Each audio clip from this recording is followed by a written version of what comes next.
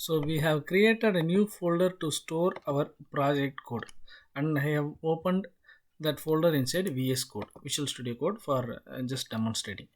Now we don't have any files. The first git command that should be used to create this folder as a git repository, that is git init. This will initialize this folder as a git repository. So you can see you have got the message that initialized empty git repository in this folder.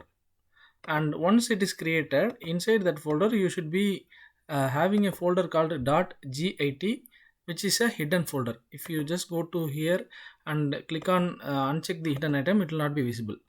If you click on the hidden items, it will be visible.